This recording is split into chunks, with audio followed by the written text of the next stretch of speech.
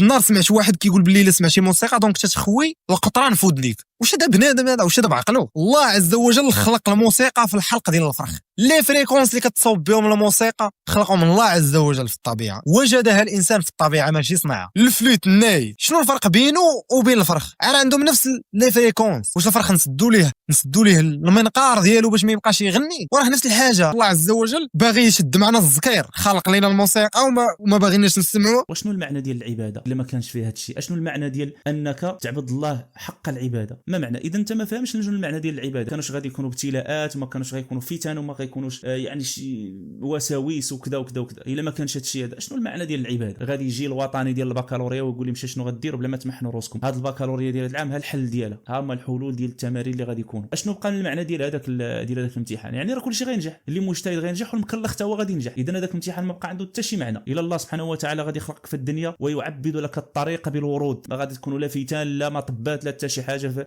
ما تكون عندك حتى شي حاجه اللي غادي تبرزك على الدين. يعني كل شيء حلال، ما كايناش شي حاجه اللي هي حرام واللي غتشهها النفس ديالك وتحاربها وتقاوم ديك النفس باش ما توصلش ليها. كل شيء مباح عندك. الا كان كل شيء مباح علاش جينا حنا كاع لهاد الدنيا هذه ونبقاو في الجنه من الاول؟ فاش تكون عندك واحد الشهوه اللي كتشهاها النفس ديالك وانت كتكون ساهل باش توصل ليها، يعني عندك الطريق سهله باش توصل ليها، ولكن حين حرام كتحارب النفس ديالك وكتجاهد النفس ديالك باش ما توصل ليهاش. وراه هنا ديال العباده اللي بغى منك الله سبحانه وتعالى، هو انك تكون المحرمات قدامك وانت قادر توصل ليها وسهله باش توصل ليها، ولكن تتركها لله عز وجل. هذا هو حق العباده. هنا فين غادا تبان بانك كتعبد الله حق العباده. اما الا كنتي غير تشهات نفسك واخا هي حرام تمشي تاخذها وتمشي تاكلها تمشي تقضيها تمشي ديرها، يعني راه ما بقى عندك لا عباده لا والو. ما بقاتش المعنى الحلاوه ديال العباده، ما بقاش داك اللوغو ديال العباده، ما بقاش صافي، ما بقى عندها حتى شي معنى. اما الا جيتي تتبع الهوى وتتبع اي حاجه مباحه فراه الله عز وجل خلق بزاف ديال المخلوقات ولكن حرم عليك. من بينهم مثلا المفاتن ديال المراه، هو خلقها بالمفاتن ديالها ولكن فرض عليها ان تغطي دوك المفاتن، وفرض عليك انت ما تشوفش هذوك المفاتن الا كانوا عريانين، ما تلفتش فيها. الله سبحانه وتعالى خلق حيوانات طعمها لذيذ ولكن محرمه، حرام عليك تاكلها. الله سبحانه وتعالى حرم علاقه حميميه ونفس العلاقه كتولي حلال غير بالعقد. يعني الله عز وجل حط لك واحد النظام واحد الدستور خاصك تتبعه. الا ما بغيتيش تتبعه يعني راه ما بقات لا عباده ولا هم يحزنون، يعني ولينا عايشين حنا بحال البهيم، ما بقينا كنفرقوا ولا ما بين الحلال وما بين الحرام. انت بهاد الهضره ديالك ديال ان الله خلق الاصوات في الطبيعه ما يمكنش يشد معنا الزكير ويحرمها، هنا راك طحتي في واحد المغالطه منطقيه لتبرير الغايه. بغيتي توصل لواحد الغايه خربقتي داك الشيء، ما بقاش خرجتي على المنطق علاش غير باش تبرر ديك الغايه ديالك انت. اما اذا كنتي مسلم مؤمن بالله عز وجل فيلزمك السمع والطاعه لله عز وجل، ما كاين لا هذه ولا دي.